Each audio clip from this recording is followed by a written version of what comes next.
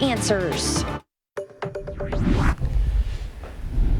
Well, good morning. You might walk outside, look at the clouds, think, hey, it's going to rain. And in fact, there is rain rather in these clouds that you see on our Syntex Roof Systems camera at the Killeen Regional Airport. But that rain is not making it to the surface. You're looking at the cloud deck that's about a mile or so up in the atmosphere. There's plenty of moisture there to produce rain, but the problem is down at the lowest levels, we have a lot of drier air that's showing up, and that's zapping any sort of rain here this morning. So even though it looks like it, don't expect any sort of rain here this morning. The radar picking up on it, but that is because I have all 5 radar sites turned on, and so you're looking at very high elevation scans. I'm talking about, again, about 1,000 or about a mile up or so in the atmosphere before that rain starts to show up on radar. And so when you have all the radars turned on, it'll pick up pretty much everything, and that's what you're seeing here this morning as you're looking at that radar map. No rain that's likely going to reach the ground because we have the dry air that's come in behind the cold front that came through last night. That cold front lacking in cold air here this morning. We still have mid-60s out there currently.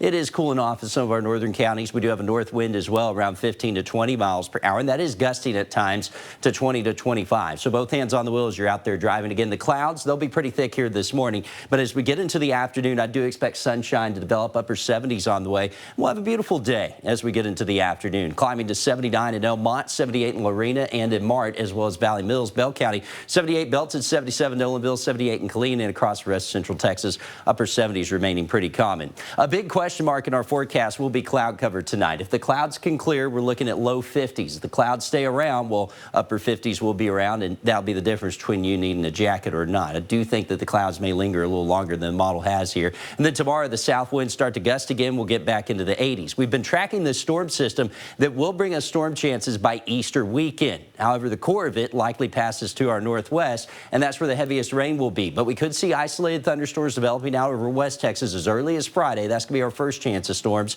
Some of those may try to rumble in overnight into Saturday morning. Saturday evening, we could see the same thing set up where storms develop to the northwest and try to work in, impacting you overnight into your Easter Sunday morning. And then by Easter Sunday afternoon, I think this system will get a push and get on out of here. But again, the heaviest rain passes to the north. Unfortunately, it may be feast or famine for some of us here in central Texas who want a little bit more. And we're going to have to watch for the chance for some strong to severe storms as well through the weekend. About a 40% chance of storms both Saturday and Easter Sunday. Monday looks clear. We'll get storm chances back in here next week as it looks more unsettled. Some of those could be strong to severe as well. And in the Brazos Valley, more of the same, though your chances this weekend are a little lower.